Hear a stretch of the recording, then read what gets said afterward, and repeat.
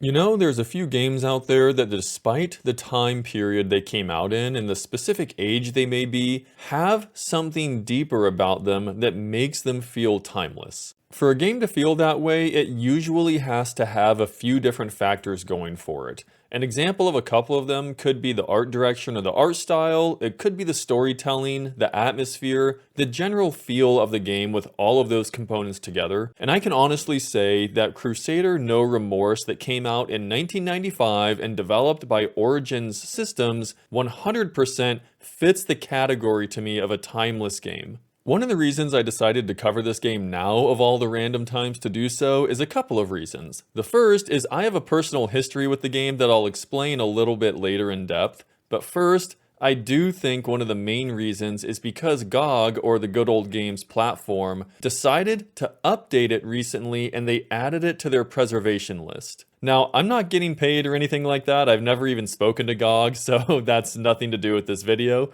But I just thought it was really amazing how they updated the game and made it playable on modern computers, so that way everybody can try and enjoy it again. Why don't we go straight to the opening cinematic from here so we can see what the game has in store for us the first time that you try and play it.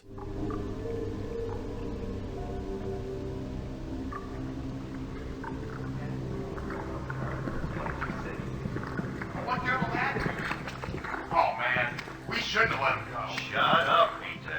They were civilians, not rebels. You keep making noise, the command will Did land. you see the shell casings? That wasn't a rebel ambush. Commander ordered the Metron unit to take out our Friendly fire. They just stepped in the wrong line. friendly fire. Commander tried to waste us and letting the skags go. Man, done it now. We'll be fragged for sure. Nobody's going down. Just keep your motion check. We can't go home. You heard what happened to Owen? Yes, we can. Now get static. All right, we didn't fight any rebels, so we couldn't have let them go, right? No, We just sang on that. be okay about this.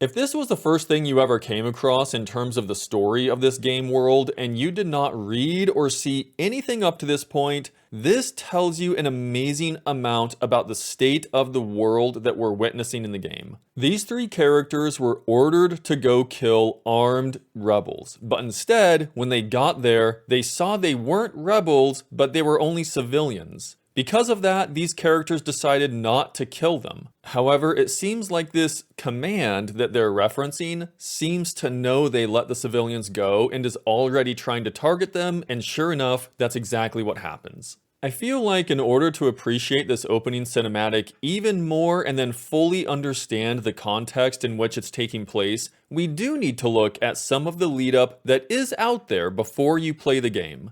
The primary form it takes is in reading material that the developers originally included in the box back then when you purchased the game. Thankfully now we can look at the PDF version of it when you buy it online. One of the first things you might notice is how incredibly well themed the entire contents seem to be inside of the box. For example, we might look at this one titled Resistance Confidential as the first one to go through. Something you'll probably hear me say a few times is how the developers did such an amazing job making everything feel so immersive. This is just one example because we can see that we're learning about a faction called the Resistance. The Resistance is fighting against another faction called the World Economic Consortium, or the WEC. The WEC, we find out, is a worldwide government that has now formed, and they are essentially a tyranny against the people. We learn that there is so much corruption that everything is done for the people at the upper echelon of society, and everyone down below them are taken advantage of. The document goes through multiple ways that this happens and the way that the WEC, or World Economic Consortium, goes about this. Throughout this packet, we learned that the Resistance started out and is still very small, and that everything has to be done underground because the entire world is being monitored. This is an incredible introductory packet because it also tells us about some of the weapons that you might come across, not only ones that you use as the resistance fighter, but also the ones that you come across used against you. And all of the weapons are described in, again, a very well-themed manner. Of course, not just weapons, it has to do with items or even something like shields and medkits. It goes on to describe that as a resistance fighter ourselves, now having recently joined, we will be facing off against multiple types of enemies, and it describes a few of them too. Lastly, it ends with a great solo operation little pamphlet that describes some different tips and tricks as to how you can go about your different missions and things to watch out for. A great way to introduce the player to different mechanics if they feel like reading this, and again, a way that's themed.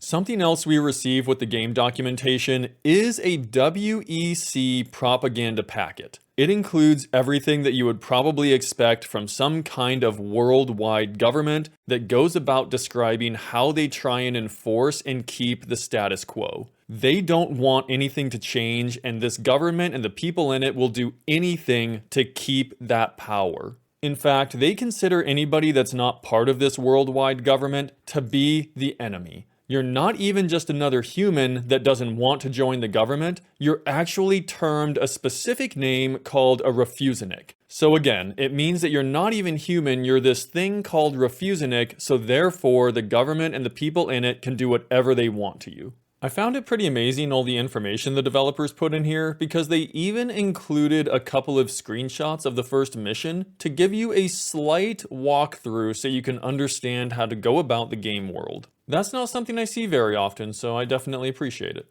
The developers even went so far as to include character profiles for everybody that you see and interact with inside of the game. This is amazing on a couple of levels because you don't have to read through this unless you want to, and it does add background to every character, including their motivations. You can learn things like why did they defect over to the Resistance in the first place? Maybe you learn what some of their expertise are and what their interests are. All of this seems to be done from the perspective of the Resistance having confiscated some sort of information or packet from the WEC. An example I can point to is essentially all of the pages have these handwritten notes, and one character specifically called Weasel has probably the longest list of felonies of all the other characters. At the end of that, there's a handwritten note that says, "Wow, I'm impressed." So again, just really well done in terms of how they went about this for the development team. One of the final items you receive when you buy the game is this fake newsletter that is distributed by the WEC to its citizens. I get the sense the developers wanted to try to have this come off as some sort of dystopian future where everything is ad-based, and I also get the sense that the way it's written seems like it's under control of the government and it passed over who knows how many countless eyes before it was approved to go out to the public. An example I can point to this, and it may be wrong, but hear me out. The reason is there's this Crusader article and there's a critic that's speaking about this because it's a movie in this fictional world. The critic goes on to say how unbelievable it is that the movie creators made a silencer, which is a top government assassin basically, or military unit, defect away from the government, and how they could not enjoy the story because it's so unbelievable that a silencer would ever defect, because everybody knows that's not possible. So that does it for everything that you received when you actually bought the game in terms of story, but there is one other thing to comment on, and you can find it in the strategy guide. At the back, there's a wonderful lead up to about maybe 150 to 200 years before the WEC was formed in this world and how that actually happened. Again, the developers understand the human mind, I would say, because it describes how people wanted to stop all of the warfare that was happening. And because of that, one enormous body was elected to take over the world's governments. And then once this body was elected, which is the WEC, they refused to give up their power, and they continued, or the people in it continued, to try and gather more and more at the expense of everyone else. The incredible corruption that came along with this made it so there were countless riots around the world, and people in specific cities wanted their entire city to secede from the government. And because of that, people in the government ordered their military to start attacking and killing their own citizens. However, when people in the military refused to do that, they started to replace them with robots that would. From there, the people in the WEC showed their true colors by having anybody silenced by means of putting them in prison or by killing them. That is when people joined the resistance more and more. There's more to it than that if you felt like reading it, and if you did, I would definitely say to do so because you can find the strategy guide online for a free PDF version. But I go back to commending the developers for creating already, before even getting into the game, such a well thought out and crafted story and background for something that seems extremely believable. Let's head back into the main menu at this point and then start a new game so we can watch some high quality full motion video.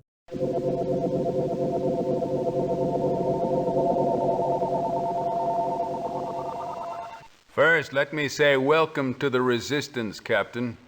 I'm sure you realize that Central thinks you're a spy, but I've reviewed your debriefing tapes and I have a hunch that I understand what makes you tick. Enough so that I've persuaded Central to give you a chance. One shot to prove your sudden change of heart. You are to spearhead an attack to take a consortium refinery offline, permanently. Your principal objective is the thermal coupler on the 4th level. Once you have placed the pack, one of our extraction specialists will contact you with coordinates of the nearest teleport pad we can commandeer. Consult your data link if you have any further questions. Good luck. Maxis out. You're not supposed to be here.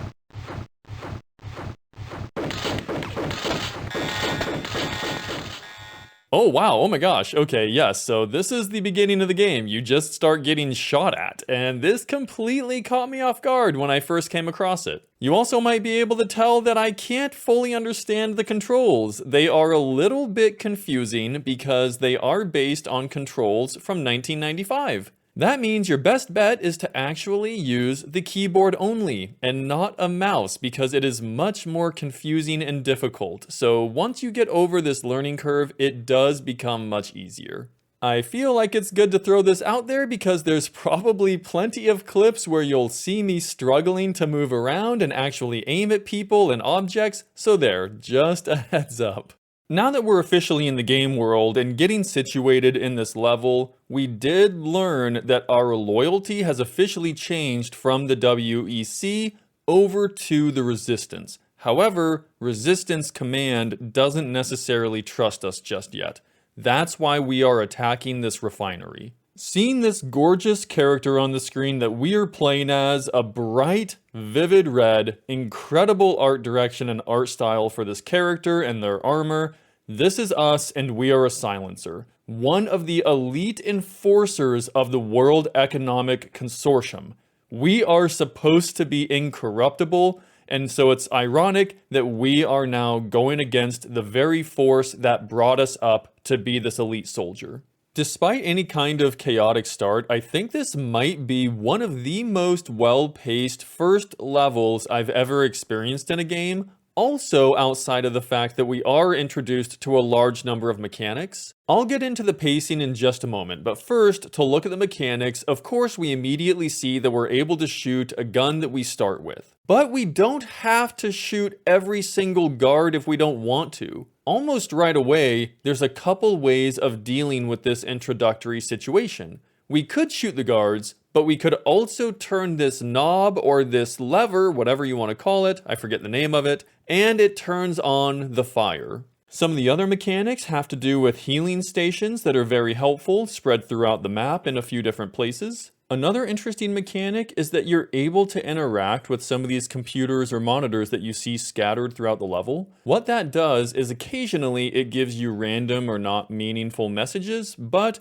other times they're exactly what you need to be able to proceed, such as this time you talk to a computer and it gives you a code that you can use on a door to open it. Other times, the computers lead to some pretty amazing sequences, like this time where you get to control a robot and then go into a room so you don't take damage, but you can control this powerful machine, which is absolutely epic.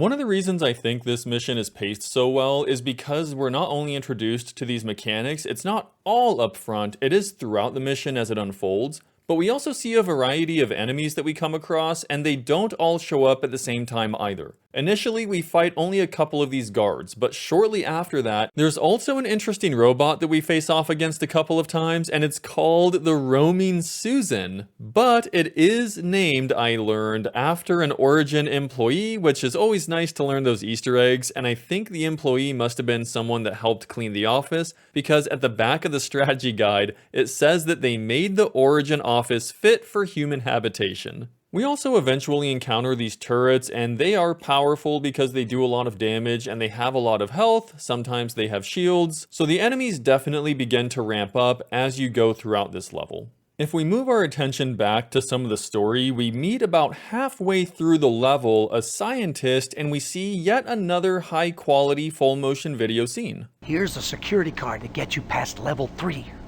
Watch out on level 4 though, there are mechs patrolling beyond that point. Listen, we've got to tell Central that they've got to find someone else to handle the meetings. I am jeopardizing my cover being here with you like this. I'm just a scientist, and I'm afraid that people are getting suspicious back at the lab. Hurry! The guards are coming! You know, I cannot believe how high quality the acting is for this. It is extremely well done. I don't know, I'm really enjoying this. This is also a great way to introduce yet another mechanic because the scientist gave us a security card that we no doubt will need to use to open doors or something like that, and it tells us to keep an eye out because we might find more. It's not much further away from this point that we find an extremely powerful weapon beyond our starting one, and it is a grenade launcher. It was hidden away by finding a secret switch, and once we do have it, it causes massive explosions around the screen.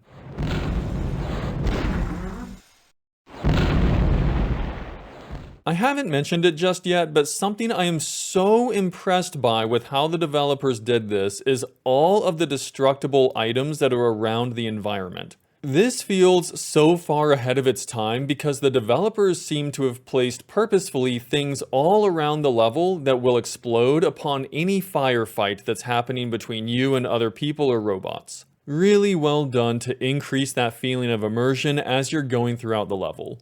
This also increases the number of things you need to be aware of because I was fighting on this bridge, for example, with the grating that's underneath me, and some explosions happened and I wasn't paying attention to what happened to the bridge, and when I went to walk over it afterwards, I found my character falling into the water to their death. Making our way to the end of the level, we do find this thermal coupler that we were ordered to destroy, and I couldn't remember when I first got to it how to actually go about that, so I tried a couple of bombs, but that didn't work so well. So I remembered that we did have this handy item in our inventory that when you activate it, describes your mission and tells you what you're supposed to do. It's nice they included this because outside of this specific item, there isn't another way that you can easily pull up your mission objectives. But it is also themed alongside of everything else in the game, so it just adds to the overall immersion again. After we step away and allow all of these explosions to destroy the mission objective, we are introduced to another character in a brief scene.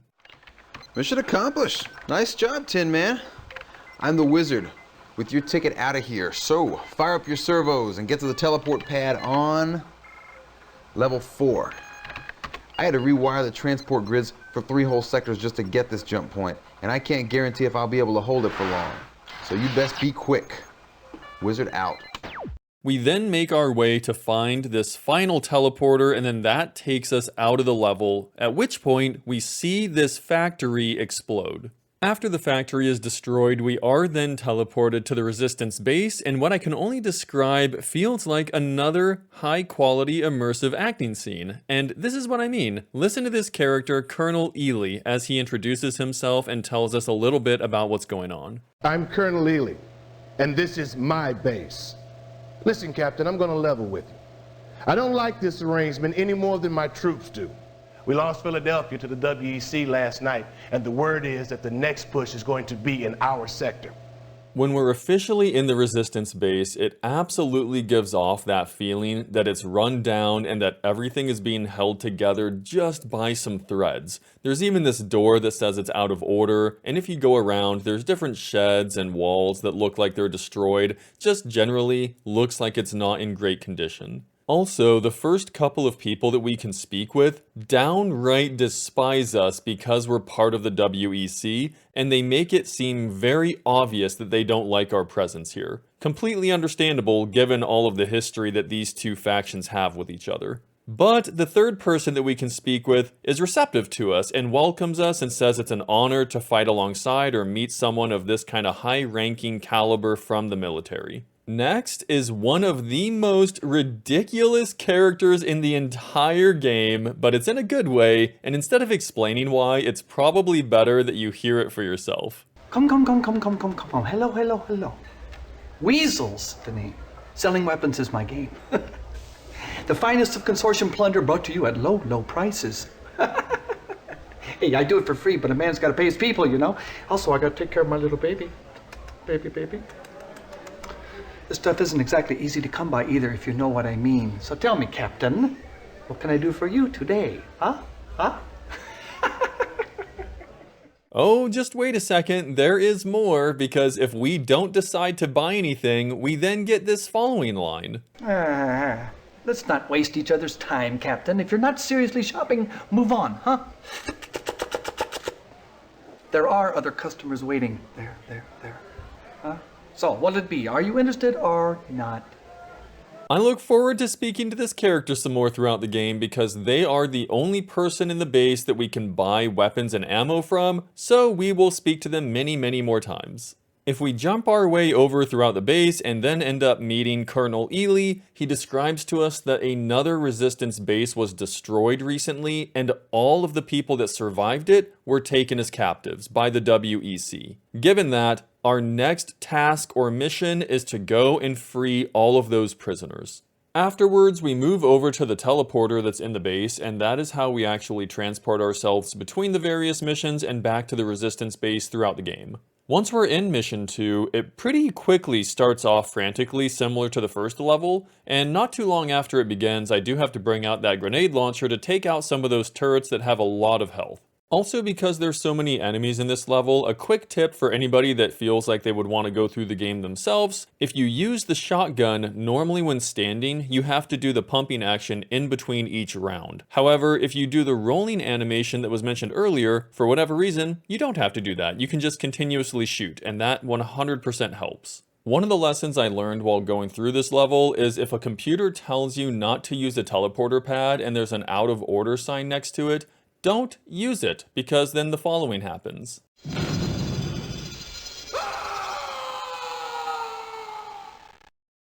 What are you doing here? Later in the level, we do eventually find a scientist, and when confronted, he seems to be doing some kind of tests on the captured Resistance fighters. However, he does not let them go, instead he ends up killing them. After that, he does run away, and when we go to the next area, there's one person that he didn't kill that is left alive. You're not going to shoot me? You must be with Central, then. Oh, by the way, nice idea to use the silencer suit. You really had me worried. If we wait a moment before following her, there is a secret that we can find on this level, and I feel like it wouldn't be a 90s game if there wasn't at least one.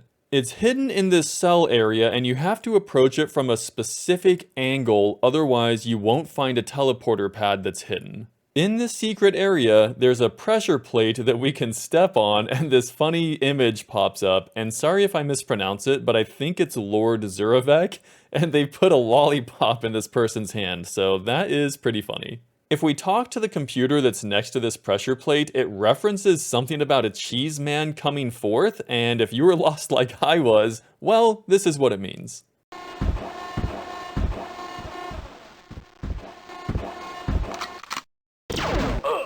Okay, well, now that I knew what to expect, I did put a couple of bombs on the ground and then brought out my more powerful weapon ahead of time to be able to defeat it somewhat easily. If we walk around the corner, we do find an abundance of not only ammo, but also items, and then a new, powerful weapon that is an auto shotgun, extremely helpful to use that moving forward. After going back to the Resistance base, it was a nice surprise to see that all the characters had their dialogue updated. So for example, some of them react to us like we let those prisoners die in the last mission, while other ones empathize with us and say that we didn't really have any other option. Going and speaking to Colonel Ely after this, he describes how Vargas, the person that we just spoke to and that we saved in the last mission, cleared us of all suspicion that we had anything to do with those prisoner deaths. He goes on to say there's an industrial complex for the WEC near the Resistance base, and it seems that a new mech is being developed there. Because of that, we are going to go in and capture those specs so the Resistance can examine them. Moving into the actual mission, it feels as though it's almost primarily based around jumping. Not entirely, but the vast majority is.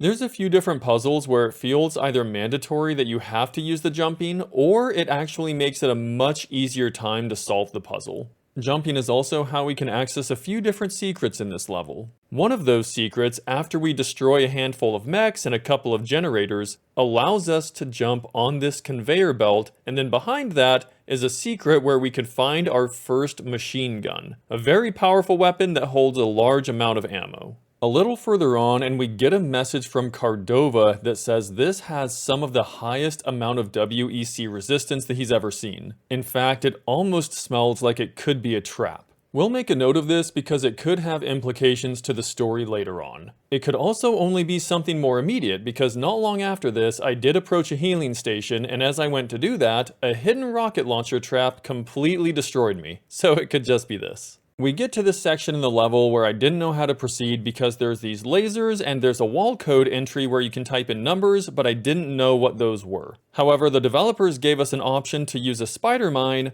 put it underneath the lasers, and then destroy the generator, allowing us to proceed. Really appreciate that there's multiple ways of doing this. That leads us to getting into contact with those plans for the mech that we were looking for the Resistance, and then we get in contact with Wizard and send the plans over to him. Getting to the end of the mission, we're then shown a cutscene of this large and imposing WEC building with a discussion behind the scenes of some high-ranking WEC officials. The vigilance program is a very risky proposition, Mr. Chairman.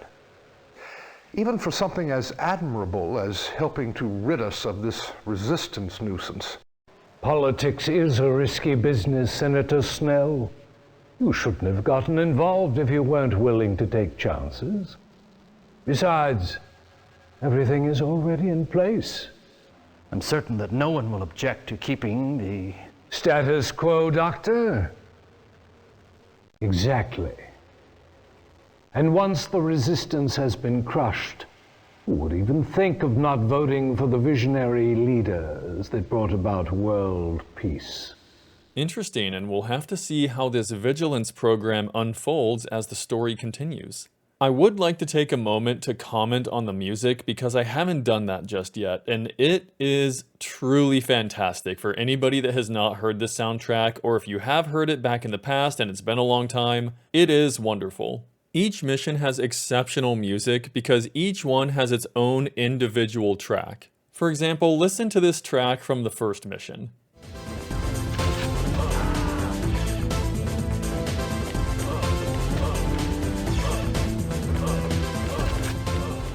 Next, listen to the music for the third mission.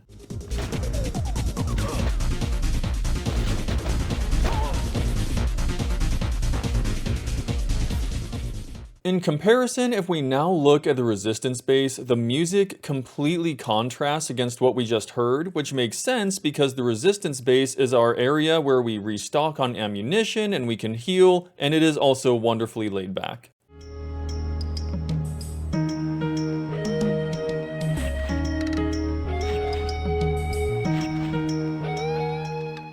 Of course, I have to mention the music as you first load the game and see the options menu. It is so good.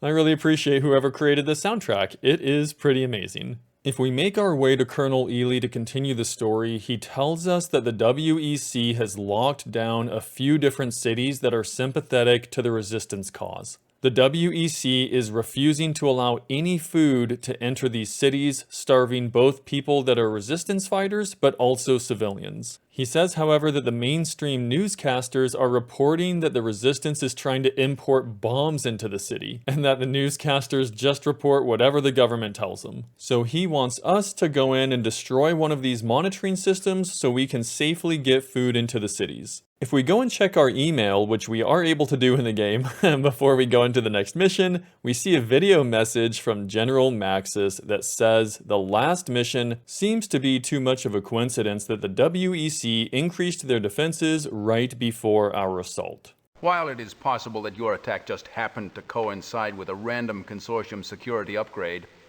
it is also possible that word of our operations was leaked to the enemy. Until we can determine exactly what happened, stay alert and notify Central of anything out of the ordinary. Maxis out. Inside of the level itself, it is enormous, and surprisingly, I got lost a couple of times when I was going through this, and even though it's linear, I think it is because it's so large, but also, it has a huge number of switches that you need to hit as you're going throughout it. As to be expected as well, there's quite a few secrets that we can find, and I feel like Crusader does this well, where you're rewarded for trying different things and exploring. Going through the level, we do eventually meet through a video message one of the few people that's been nice to us throughout the game when we speak to them, and that is Andrews, or the taxman, because he used to work in the WEC revenue department. As he's working on lowering some kind of shields or communication layer so that we can proceed further into the level, this happens. Troopers everywhere. We've been set up. There's no way I'm gonna be able to make it out of here, Captain. I'm taking the screen out now.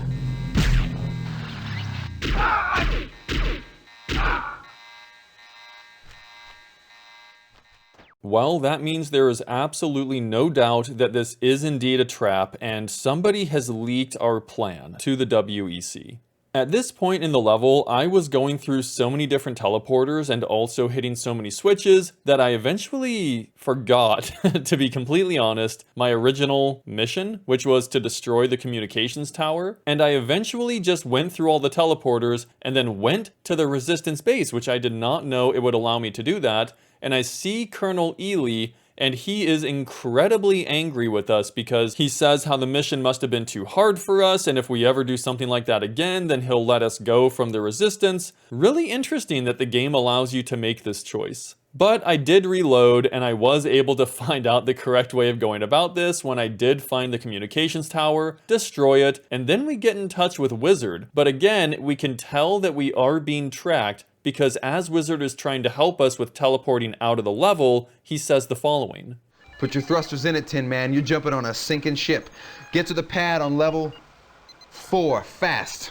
I think I'm trying to outrun the entire Consortium Gadget Brigade. Wizard out. The only person we can speak with when we're back at the base is Brooks, and per usual, she still despises us because we are formerly part of the WEC, and says that she can't wait until we make a mistake and show that we are still partnered with them. On the one hand, I think it's possible the game is trying to show us that this character Brooks despises us so much that she might be trying to set us up. But earlier in a conversation with Andrews, he did say that the reason she feels this way is because the WEC killed her entire family, so highly unlikely that she is the traitor and the cause of this. Going over to Colonel Ely, he describes how the next mission is top secret and only between him, General Maxis, and us in order to make sure that nothing leaks out to the WEC. Apparently, the WEC has a new encryption technology, and our task is to now assault a facility to capture some kind of a microchip or a data card so that can be translated and we can now decrypt their messages. He also says that he's going to personally watch Wizard as he teleports us out of the level to make sure that nothing strange happens. Going inside of the level, we do face off against a new enemy type that looks as though it has our armor, but it is black instead, and it typically has either some kind of machine gun or an energy weapon. Sometimes they can have a tendency to surround you, and if that happens, it is a little bit difficult to not die, but at least they look awesome. I'm also not sure why, but this level had a couple of funny enemy deaths, and the first one was this enemy that as I went down through an elevator, just stumbled upon a teleporter pad that was not even active, and they somehow died from it.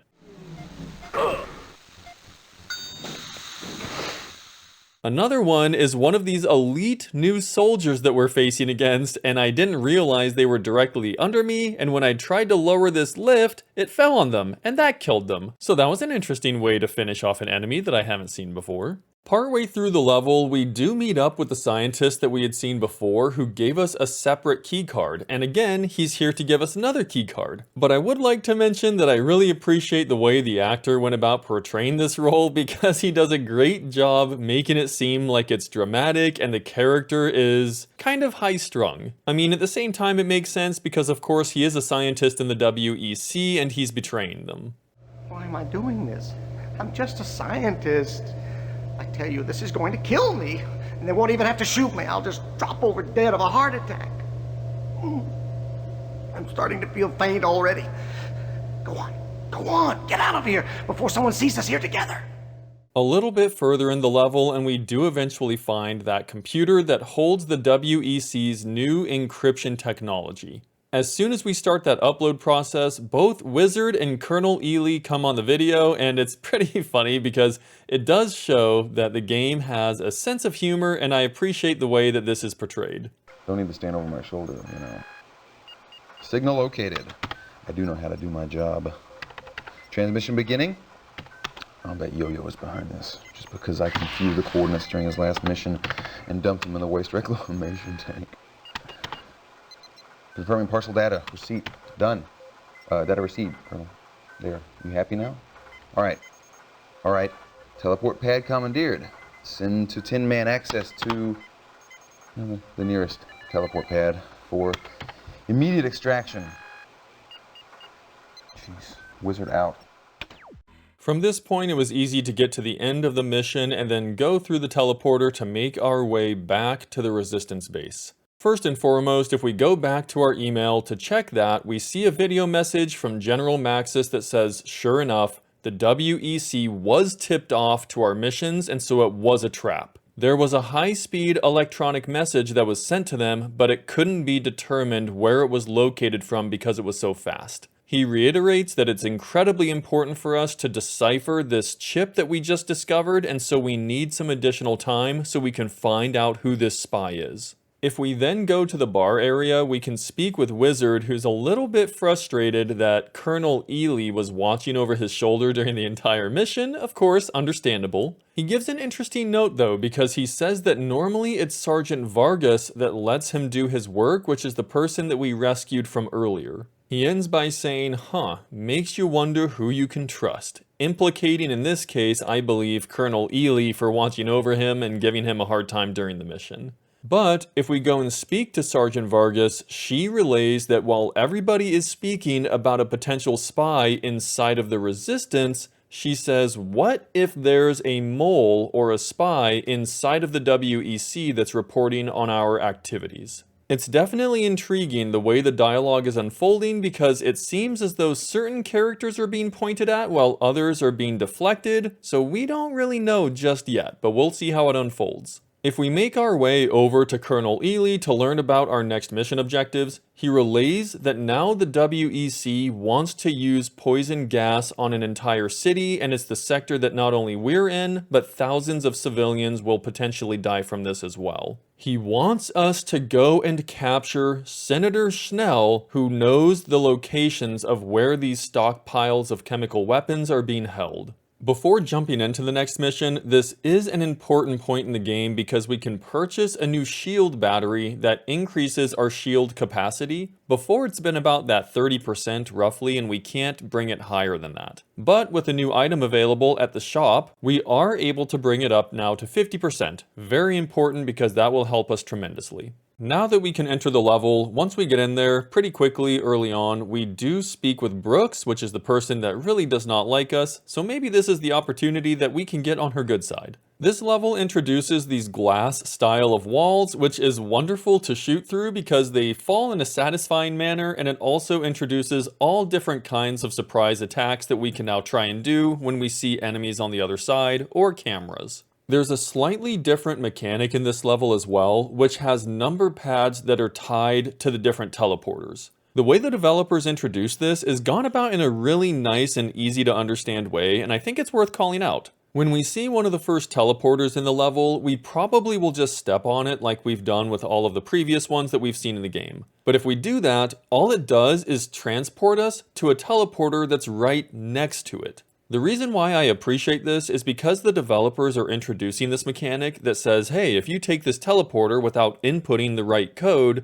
you're just going to be teleported randomly somewhere else. But if we find the correct code, then we can input that into the number pad, and then we go to the next part that we're supposed to be at. By the way, if you see some of these number pads and I show them on the screen, don't copy them if you go through your own playthrough because they are randomly generated for every playthrough. This is also the first mission that I stumbled upon an invisible enemy that popped onto the screen at the last second and blocked my path here, as you can see, and you're not able to tell from this video, but I did feel genuinely surprised when it happened because it was unexpected. As we keep going through the level, we get to the point where we find Senator Schnell, and then when he speaks to us, the actor does a great job portraying somebody that feels like they're probably used to manipulating others when they say things like this. I mean, they certainly must be paying you a substantial amount to turn you against the consortium, but name a figure.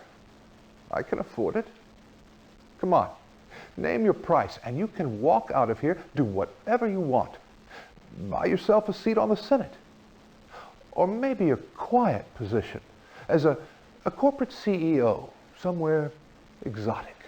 Afterwards, Wizard comes on to say that, hey, all we have to do is put him onto the teleporter and then we can complete our mission and he'll be safe and sound in the Resistance base. The Senator ends his conversation with saying that you know who's going to be blamed for this, don't you, Silencer? And that takes us back to the base. That's not all though, because in the base we go check our email and have a video message from General Maxis that says it has indeed been confirmed that another message was sent during our last mission. Not only that, but it was able to be pinpointed as coming from somewhere inside of the Resistance base. He wants us to continue keeping an eye out and keep going through the missions because at some point this spy will slip up. If we go to the bar, one of the people that we can speak with is Wizard, and let's hear what he has to say about the last mission. Sorry about the problems at the end of the last mission, Tin Man.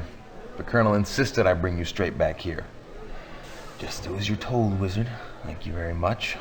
And don't think I didn't warn him that the sniffers were hot on my trail. They grabbed your signal and tried to drop you off for a group of elite troops to play with. But there never was a sniffer who could reweave electrons faster than me. I pulled you back in before they even knew what was going on. Am I the extraction specialist or what? You can count on me, Tin Man. I keep mentioning how good the acting is, but I want to call it out again because some of the actors have a decent amount of credits to their name. But this person in particular, they only voiced this game and one other video game, nothing else. And that's crazy because I feel like they did such a great job, so they just hired the right people for this. Really well done, not only for the actor, but the people that hired them, and then also the developers for writing a believable story and script. If we go speak to Sergeant Vargas, she relays how during our time at the last mission, Central sent a security team to sweep the entire Resistance base, and that she would much prefer to be kept in the loop when things like this are happening.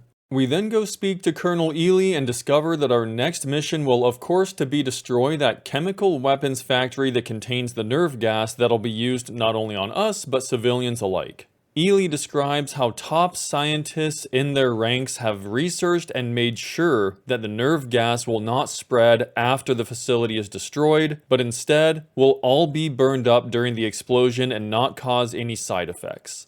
Inside the mission, we have a new weapon that I purchased previously in the base, and it's a laser weapon which is very powerful and it works well because it bypasses the new enemy type's armor that we're facing.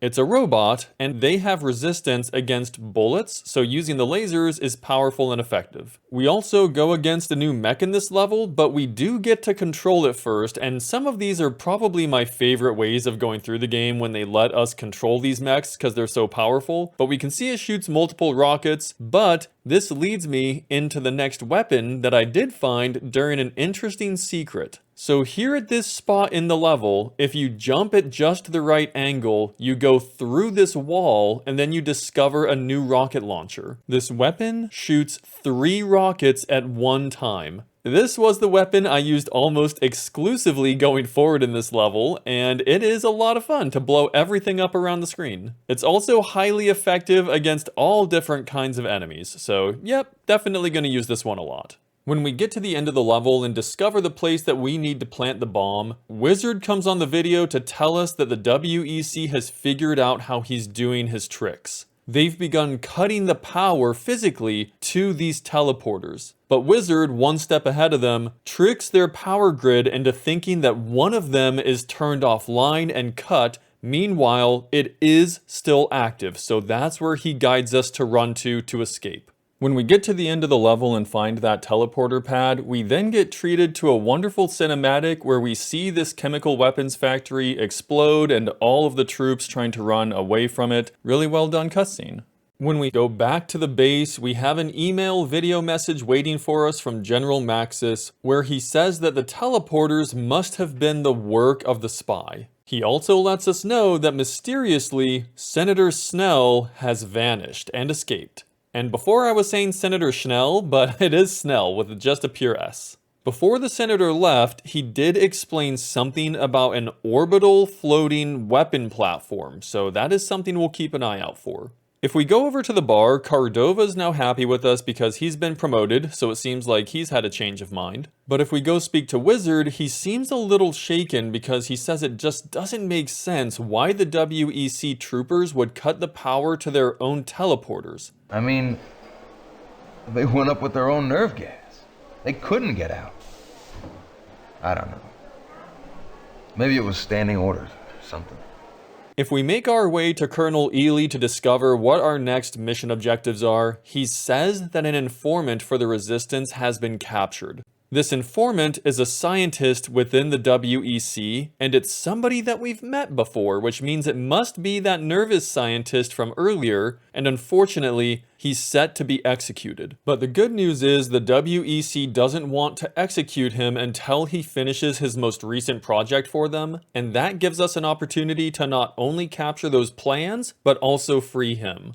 Once we're in the level, this one had an interesting mix of a couple of puzzles that we haven't seen before, such as this one where we get locked in a room and they turn the gas on and we have to try to hit some buttons quickly before we die. This level also had a couple of specifically set up sections where you can cause these massive explosions, which is greatly timed because I just got that 3-shot rocket launcher. Towards the end of the level, we do find the scientist that we had helped previously, and he's held up in a prison, and of course he's a little bit shaken given the situation. But he says something fascinating in that someone from Central, meaning the Resistance Command, put him in this cell. This can only be the work of the spy that we have yet to find the identity of. And Wizard says he's trying to activate the teleporter that's right in this room, but it's on a classified file and he needs to figure out how to access it. After he does that, the scientist steps onto the platform and unfortunately, it's a trap and he's killed during the process.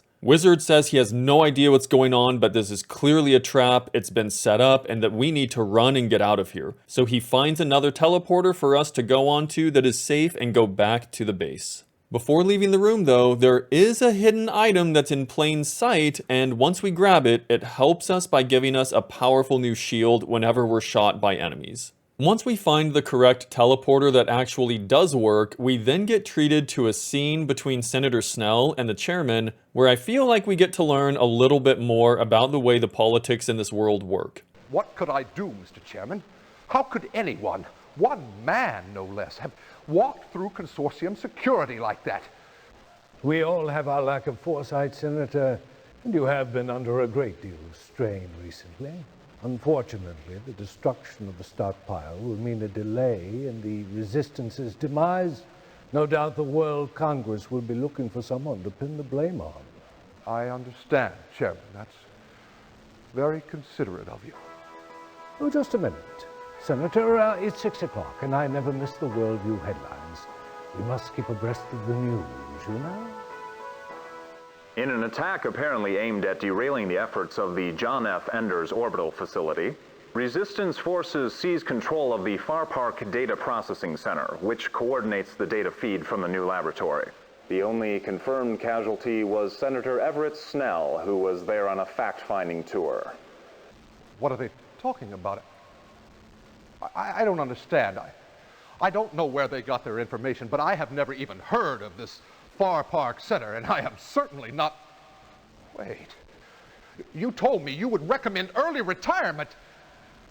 Oh, but I already have, Senator. Yes, we all have our lack of foresight. Mine was in thinking that you were competent. But for now, you're retired, Senator. When we go back to the base, we can speak to Wizard, or Reeves as some of the characters in the game refer to him, and a small touch that they added to this scene but it tells you exactly what's going on is that there's multiple shot glasses set up around him, showing that he's clearly struggling with what's been going on and what he just went through. It's interesting that if we then speak to Sergeant Vargas right next to him, she has this to say. Reeves swears that Consortium teleport operatives pulled the signal from him. But it could have been a well-planned accident.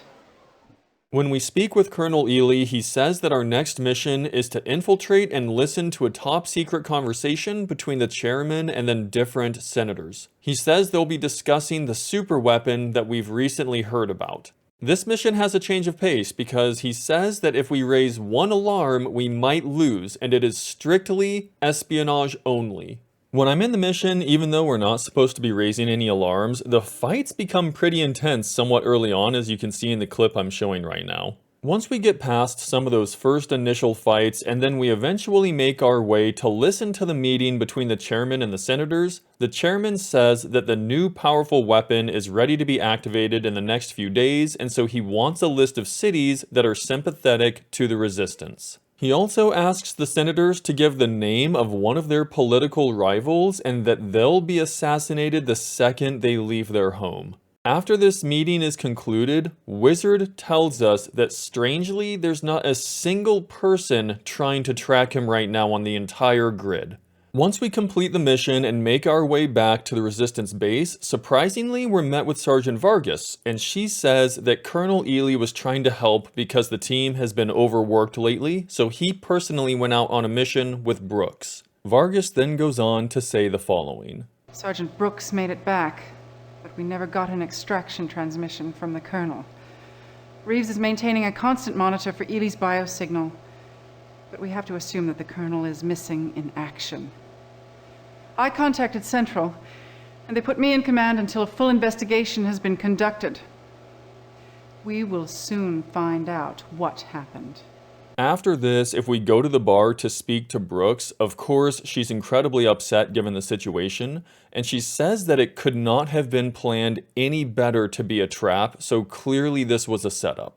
As there's nothing that we can do at this time, we do go speak to Sergeant Vargas to get our next mission objectives and discover that an informant has now found the location of Chairman Dragon's new weapon, but we don't know anything about it. Because of that, our objective is to go and find out what exactly this weapon is, or to get more information and then destroy any prototypes that are discovered.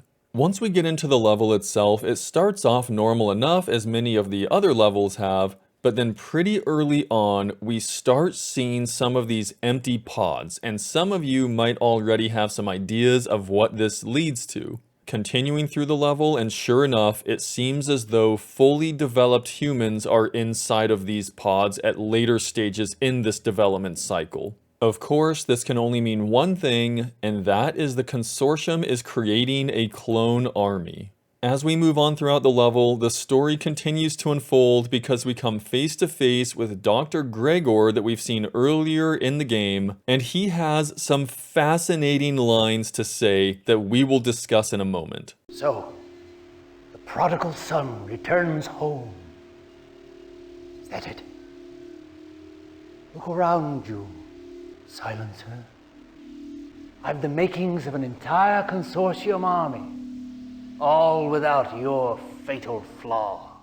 The doctor goes on to say that this is only the beginning what we're seeing in this facility, but I want to point out something so fascinating that he brings up during the conversation. It's when he says that this is an army being built, but it does not contain our fatal flaw. That is a direct implication that perhaps we were some of the first experiments, or we are a clone ourselves. We don't really know. Before we can leave this room, we are forced to shoot the doctor in order to take the security card, and we receive what I would say is a pretty dramatic death scene. How the world will mourn the death of Dr. Gregor Hoffman.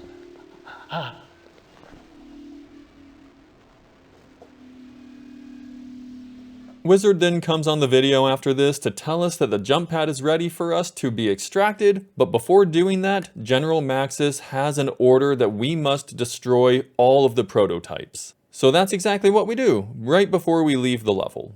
Going back to the Resistance base, yet again we're met with Sergeant Vargas, who greets us and says that she did a scan of the base herself and came up with the following. I found a consortium comlink hidden in Sergeant Brooks' gear. When I confronted her about it, she jumped me. She teleported out before I could order the base lockdown. I was suspicious of a hate so deep, so loud. If I had acted on my hunch quicker, maybe Colonel Ely would still be here.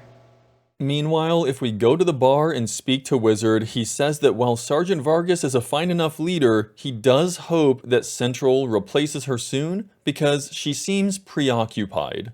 We can also listen to a message from General Maxis if we check our email in the game, and he says that he received our inquiry about finding out our origins, and that nothing seems to lead to us being genetically engineered, and that maybe the experiment started after we had joined the WEC. But if anything is uncovered, he will definitely let us know. I really love the fact that they're keeping this a mystery because it feels like it adds an extra layer of depth, so this is a really great way to tell a story. Going to speak to Vargas to learn about our next mission objectives, we find out that Central has broken the code of that cipher chip. Because of that, we now know where that central orbital platform is of the WEC, and that it controls multiple weapons satellites, and it's aimed at multiple cities. Our mission is to infiltrate a facility and then meet an informant that will give us a security code to access the floor where these plans are being kept. Going into the level, it is easier and somewhat smaller than some of the other levels that we've done recently, and pretty early on, we meet Cardova, who says that the informant must have been killed because there's no one on the other side of the comlink. Once we do get to those weapon plans, we download them as well as the next cities that are being targeted by this weapon. Wizard then tells us that he's able to activate a nearby teleporter pad, but we need to hurry because he has more people chasing after him while he's doing this work than he's ever had before. Once we make our way back to the Resistance base, General Maxis has a message ready for us that says once again, security was stepped up in that previous mission right before we went into it. Or that it could still be somebody inside of the base, and it's best if we assume that and continue to keep an eye out for things. If we go and speak to Wizard at the bar, he has a pretty funny line where he sums up how things are most likely going to unfold throughout the rest of the story, I have no doubt. But it can only get better, right? If we go and speak to Sergeant Vargas next, she says that Chairman Dragon has already delivered an ultimatum to New York and will destroy the city in 2 days if they don't hand over any resistance fighters. Because of that, we have the following mission. Our one chance to keep the consortium from slagging another city is to drop you into the data bank that the platform is still linked to. Once you're inside, use your data link to download new coordinates for the chairman's demonstration. Once we're inside the mission, this is another one of those levels that was a little bit challenging because one, it's relatively large, but also we're introduced to a new enemy type called the Enforcer. They are second only in the WEC's ranks to the Silencer, which makes them a powerful enemy. Once we find that computer on this level that contains the targeting system for the orbital platform, we're able to go in and change the target from the city of New York so that way people won't be hurt. Per usual, Wizard comes on to say that the teleporter is now active and that we better make our way there, but before we do that, never forget the absolute power of a platform.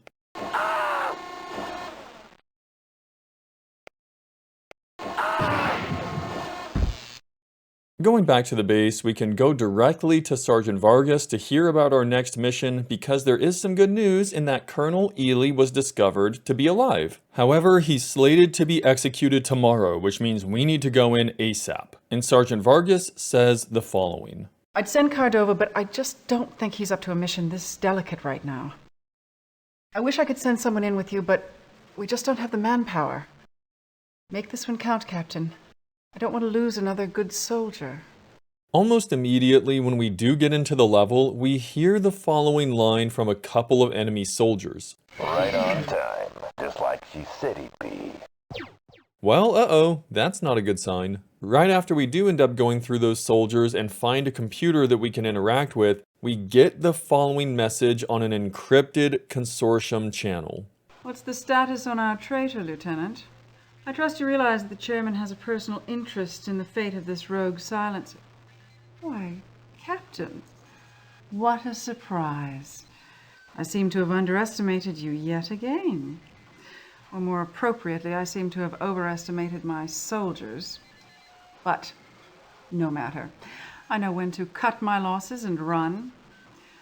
Of course, this necessitates covering my tracks here, which should also be useful in convincing Central that you really were the spy after all. I trust you said your goodbyes before you departed, because there won't be anything left when the blast pack goes off. So long, Captain. So there we have it, the official reveal of the betrayer being Vargas. Although it was telegraphed a number of different times throughout the lead up to this taking place, I do feel like the developers did a great job adding in a lot of subtle things and lines that Vargas says throughout the story that you may not catch the first time, but if you do a second playthrough, you definitely will. Shortly after this, if we do approach another computer, then we see that Sergeant Brooks is currently being held inside of a cell. She asks us to break her out so that we can try and do what we can to save the rest of the resistance and take down Vargas. This level took me a little while to find the next section because it's quite large and you come across a lot of enemies as you do so. But eventually we do find Brooks and then free her, and she tells us that she found out the code for us to be able to transport ourselves back to the resistance base. As we go to leave the level, we get the following message from General Maxis. Central has confirmed that the Vigilance platform is now totally independent of ground control and fully operational. Chairman Dragon has informed all cities with allegiance to the Resistance that they have 24 hours in which to comply with Consortium strictures or face total annihilation. If we do not act now, the Resistance is doomed. All attempts to contact your unit directly have failed.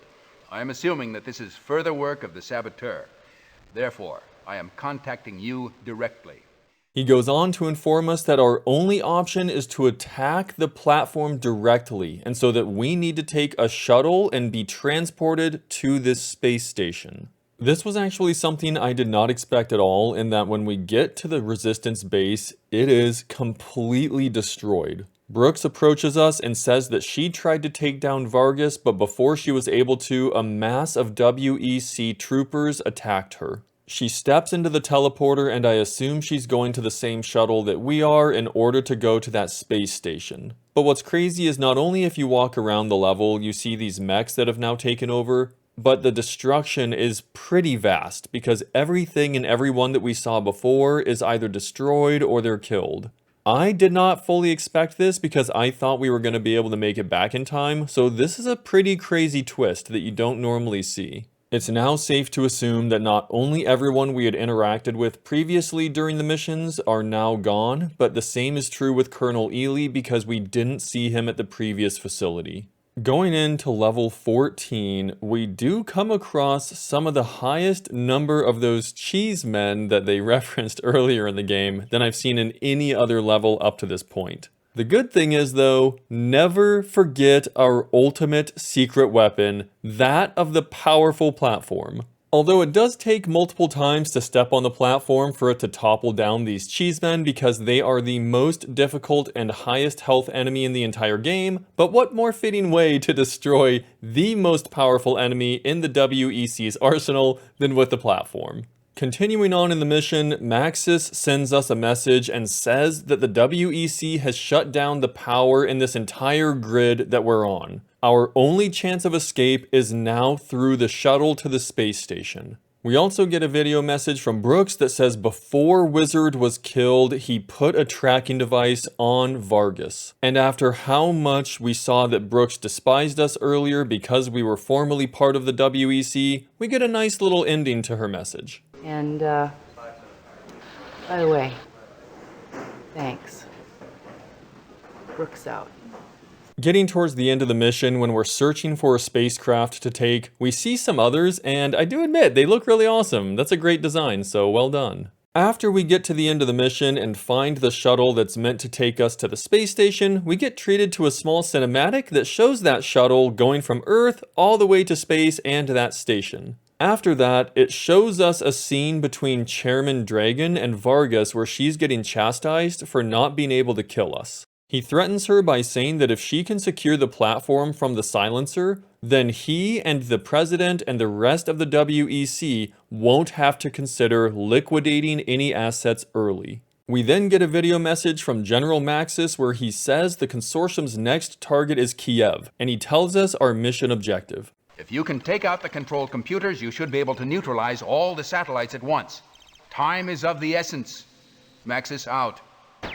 Once we're inside the level, I think the developers or the designers did a great job making it feel like this is inside of a space station, and especially we can look out the windows, and if we stand here for a few seconds, we see some of the stars twinkling, so that's a really nice touch.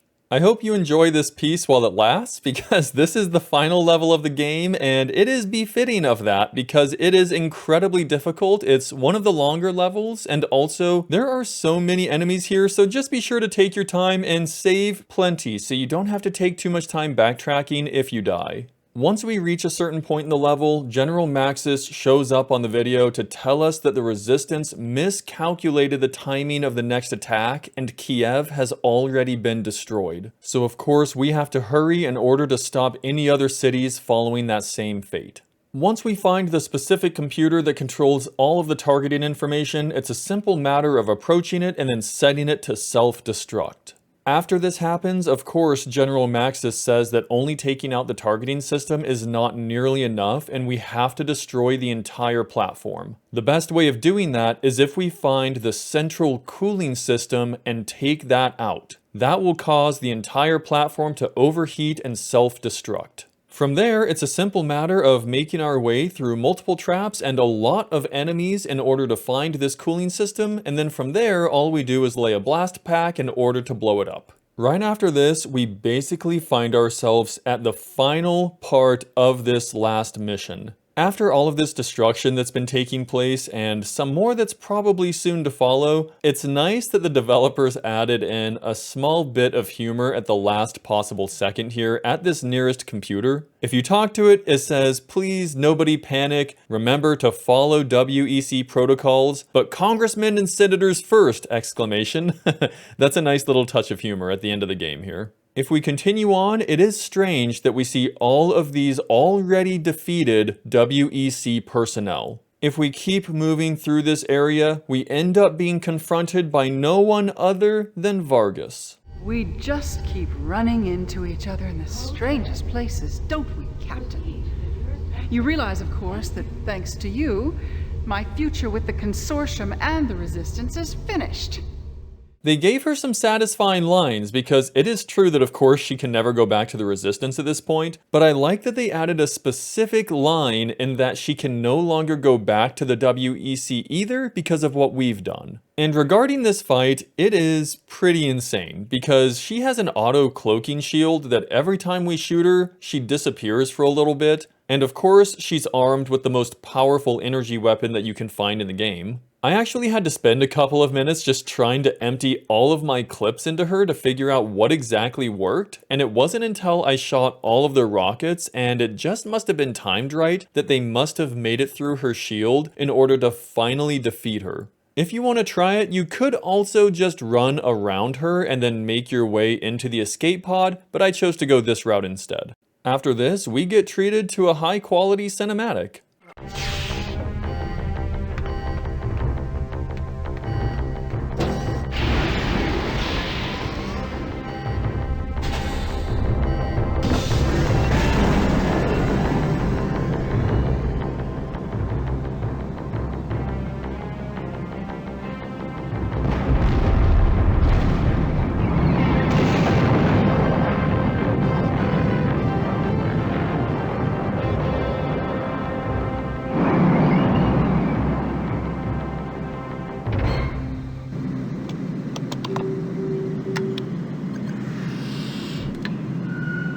Congratulations, traitor.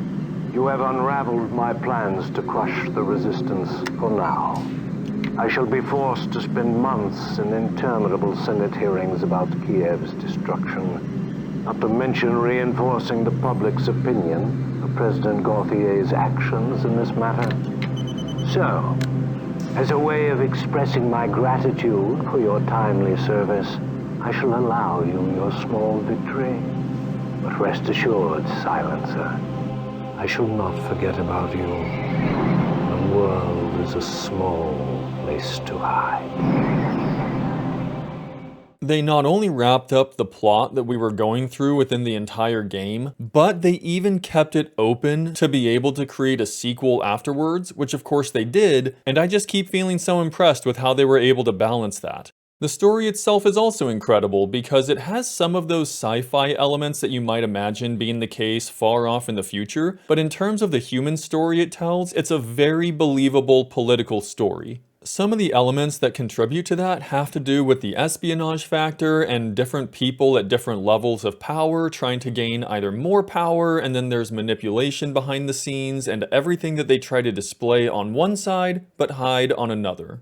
I don't know who will make it to this point and may actually remember that back at the very beginning of the video I said that I have a personal tie to this game, and yet this was my first time playing through the entire game officially. This was actually a game that my father had played through, but I wasn't allowed to at the time because I was a little bit too young at that point. But a few years after it released, my father did end up passing away, and I believe I've mentioned that on a prior video at one point, and that's actually the reason why I'm going through some of these games that I have gone through on the channel in general. But after he had passed away, what I ended up doing, as a child naturally would want to, is go through all of the games that he had previously played, and I wanted to go through as many as I possibly could to feel like there was a sense of, oh, he had gone through this, so now I can.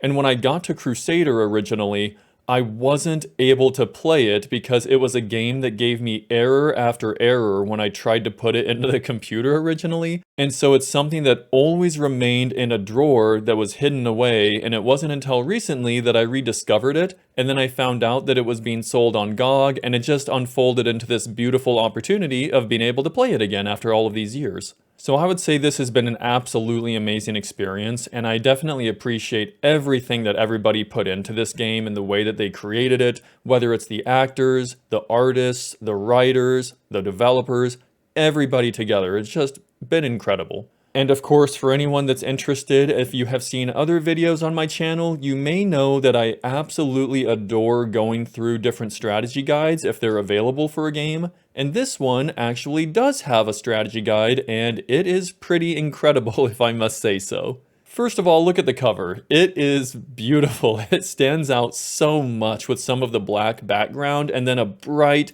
vivid orange of the blast, and then also the character being red themselves. There's a few things that I do truly appreciate about the way they created and designed this guide, and I would say one of them has to be that it's not bloated, because some guides when you go through them would have so many screenshots and just paragraph after paragraph of descriptions, where a lot of times in this I feel like it's simple and straightforward and to the point, such as when you look at some of the items that they list and then also the guns, or whether it's maybe enemies. All of those different things, they give some nice descriptions, and it not only includes what happens with the item that you use, but it includes some lore around it, which is a great touch and adds to the overall depth of the world. A great example of this is the grenade launcher, the GL303. where even the beginning description, it says at least one member of every WEC fire team is required to carry a GL-303. That does not have to be in there, but I really appreciate that it's added on top of the fact that they give all the statistics for the weapon itself. Something that I also really find helpful in the guide is that the maps are colored, and that seems kind of rare because a lot of times I feel like guides from this era went with full black and white, but in this case, adding color to the maps makes it really easy to find everything, and of course they label all different kinds of things, like the bombs, the cameras, where you can find weapons, all of that information. In fact, they actually have two different styles of maps. The first one is what you see here with all of the different labels that are on it, but if you go a little bit further, they have the exact same maps, but then it has a nice dotted line and a handful of tips for each map as to how you proceed and things to watch out for. Yet again, a great example of how this is well done, and they also don't bloat it with an incredible number of tips, but just enough, I felt like, to be able to proceed, and then also I was able to use it for easy reference as I went through the game myself. Something I also love when guides do this, or the people that create them do this, is when at the end of the guide, it shows different things like the art gallery, and you can see where the artists' names are listed on average. Some of them don't have that description, but beautiful screenshots where you can see everything that they include. And I also really appreciate some of the background. I mentioned that at the beginning of the video, but very helpful because it adds a lot of color and depth to the world that you don't have to read, but it's there if you feel like it and want to actually learn more. One of the last things that this guide ends on is an interview with some of the development team, which I always appreciate reading because you get to have some insights into what they were thinking at the time and why they created things and some of the decisions they made. They have sections that not only go about asking the lead developer where their inspiration for the story came from, which was based primarily on real-life corruption and governments that he witnessed, but they also asked the lead artist where their inspiration came from for even making the character red, and one of the reasons is so that it would be the most striking thing on the screen because nothing else in the game is that bright red. So really nice to see some of that background, at least I enjoy reading that. The very last page of the book contains a Did You Know section which has some Easter eggs, and I mentioned one or two of them previously, but one that really stuck out to me is the first bullet point that says on Mission 9, that was actually created and based on the floor plan of the former Origin building, which is super interesting to have learned about. They even comment on which section of the floor plan contained which team, like the customer support and the quality assurance, including where the Crusader team used to work. So definitely an interesting read and something else that is extremely high quality among already the rest of the game being that way itself. Well, I would say this pretty much covers just about everything that has come to me while I've done my research on this, but of course I would like to take a moment to just say thank you to everyone that's watched. It has been such an amazing journey, and I truly appreciate that you're here and that you're watching this. So with that, I do hope that you have a wonderful rest of your day, wherever you are in the world.